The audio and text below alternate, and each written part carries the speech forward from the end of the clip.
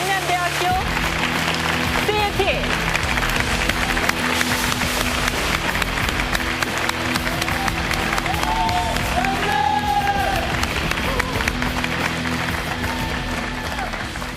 평소 실력이 뭐 여기 있는 친구들은 저희들이 이제 좀 한 수 가르치는 그런 실력이기 때문에 일단 너무 자신만만할 수가 있어서 좀 이제 걱정이 되긴 하는데 아무리 강한 상대라도 약점을 하나 급소를 받게 되면 한 방에 끝이 나는 경우도 있으니까 약점을 보이지 마시라는 그런 말씀을 드리고 싶습니다.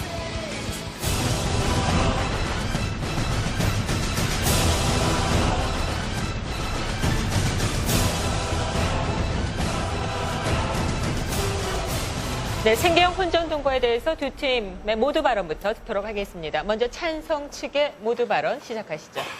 지금 이곳에 많은 분들이 계신데 어떤 분들은 고향을 떠나 공부를 위해 혹은 취업을 위해 타지로 많이 떠났을 겁니다. 타지에서 생활하면 사실 생활비가 엄청 많이 듭니다. 턱없이 부족한 기숙사와 그리고 높은 자취 비용이 젊은 세대로 하여금 생활비 압박을 받도록 하고 있습니다. 이런 생활비의 고통 속에서 이런 선택을 하는, 즉 동거라는 선택을 하는 사람들을 어떻게 저희가 비난할 수 있겠습니까? 혼전 동거는 개인의 선택의 자유라는 측면에서 옹호될 수 있다는 것입니다. 우리가 누구와 어떤 사람과 함께하는 것은 그리고 어떻게 사랑을 나누는 것은 그 개인의 선택의 문제라는 것입니다.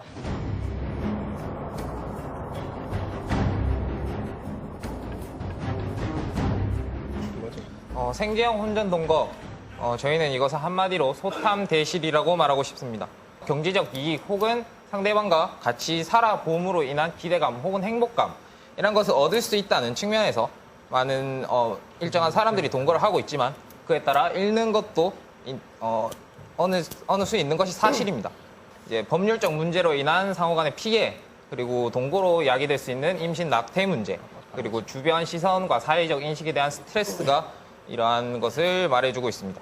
저희는 이러한 혼전 동거가 최선인지 확실한 대안인지 한번 여쭤보고 싶습니다.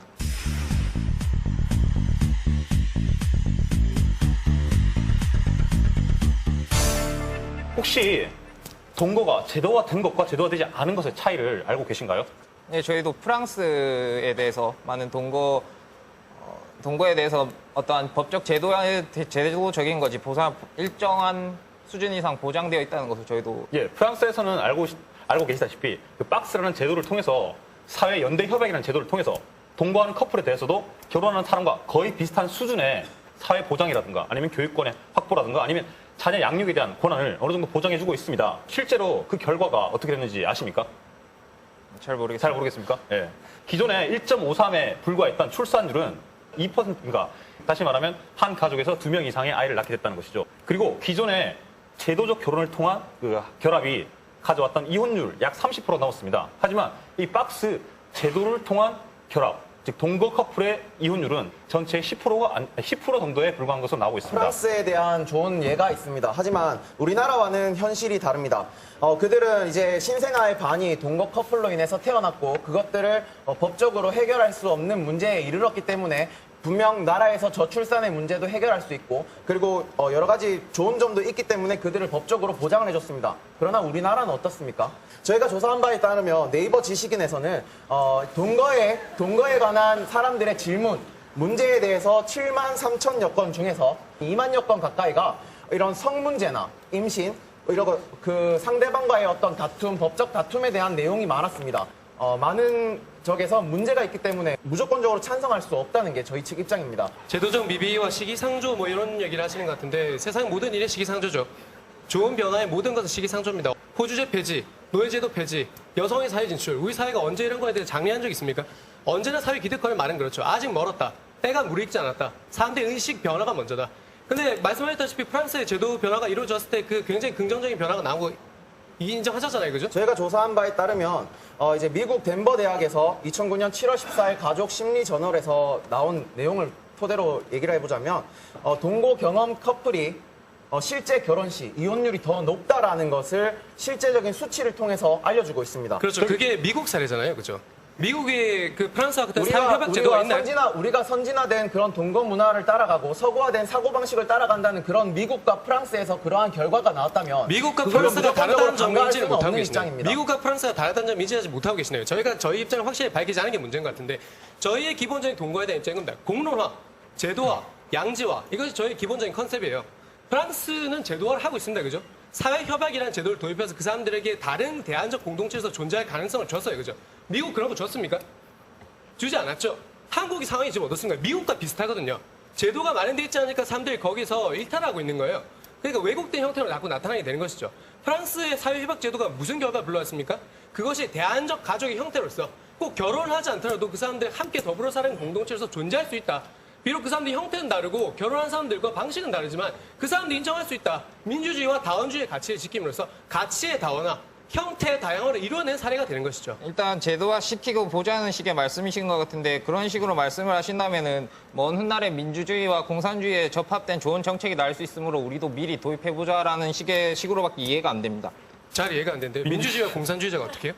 그러니까 자본주의와 공산주의가 도합될 수 있는 적절히 도합할 수 있는 최선의 방책이 나올 수 있다. 자본주의와 공산주의가 도합될 수 있다고 생각하시는 거 보니까 두 개념에 대해서 전혀 이해를 못 하시는 건데 두 개는 보완될 수 있는 개념도 아니고 절충될 수 있는 개념도 아니거든요. 좋습니다. 그러면 법을 만든다면 모든 게 해결된다라는 식으로 얘기를 하시는 것 같은데 어떤 법을 만들기 위해서는 사회적 합의가 필요합니다. 한 가지 제가 실제적인 예를 가지고 얘기를 해보겠습니다. 옥탑방 고양이라는 드라마도 있습니다. 이 드라마에서 남자 주인공은 실제로 빛이나 이런 여러 가지 생계적인 쪼달림으로 인해서 이런 생계적인 어려움으로 인해서 여자의 집에서 이렇게 머물게 되면서 생계적 혼전 동거를 하게 됩니다. 근데 이러한 드라마가 이렇게 즐거움을 추구하면서 아름답게 꾸며 나갔음에도 불구하고 조기종령이라는 결과를 맞게 됩니다. 시청률이 낮았다는 거예요. 시청률은 매우 높았습니다. 시청률 높았는데 조기종령이니까. 높았습니다. 그런데 그런 드라마는 안 사회적인 봐서. 인식 자체가 문제가 됐기 때문에 조기 종령이라는 것이 이루어졌습니다. 한마디로 프랑스는 그만큼 서구화되고 자기의 사고가 방식이 개방화되어 있기 때문에 분명 사회적인 합의가 이루어지기 쉬웠을 것입니다.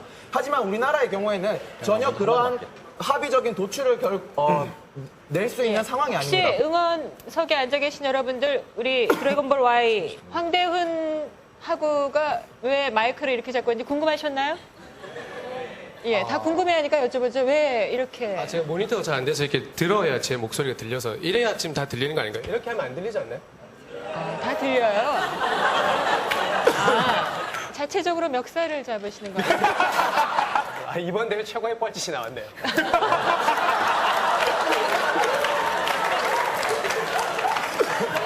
심사평 기대됩니다. 심사평 들어보도록 하죠.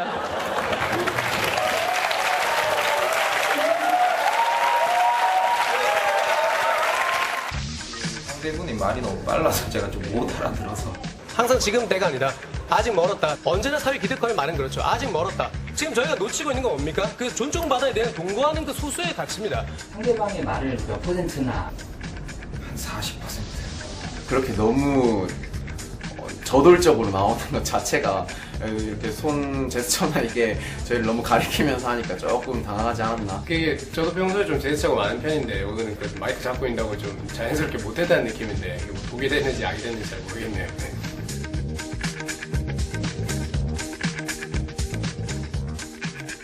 박현민 교수께서 심사평해 주시죠. 백지연의 끝장 토론이 늘 낡은 토론은 가라가 모토잖아요. 네. 오늘 제대로 찾으신 것 같고요. 사실 흥분도 기술이죠.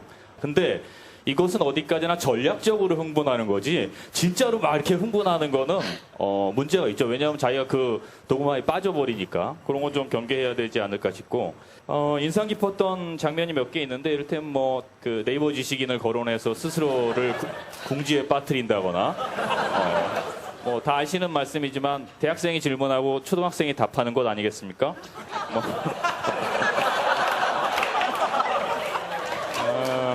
그런 거 좀 지양하셔야 될 것 같고요. 저는 이 문제에 있어서 과도한 비용 때문에 동거하는 경우가 적지 않게 이전 시대와는 달리 요즘 시대에 훨씬 더 많아졌다는 게 분명한 사실이면 차라리 여러분들 주변에서 그렇게 할 수밖에 없는 이유 그리고 내가 거기에 찬성할 수밖에 없는 이유 이런 것들을 가지고 이야기했다면 프랑스나 혹은 미국이나 다른 먼 나라 이야기가 아니라 우리 얘기를 좀 꺼낼 수 있지 않을까 하는 아쉬움이 있습니다. CUT와 드래곤볼 Y 이 두 팀 중에 승자를 알아보도록 하겠습니다. 탁현민님. 제 선택은 반대입니다.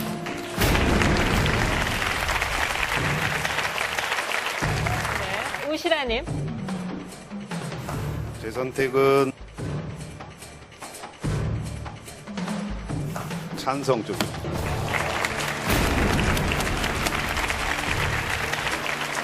네. 오미영님. 네, 점수 차이가 정말 별로 차이가 나지 않았어요. 상대적으로 조금 잘했습니다.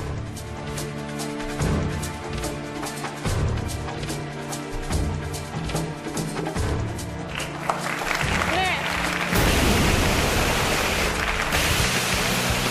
연세대학교 드래곤볼 Y팀의 승리입니다. 16강에 진출하셨습니다. 축하드립니다.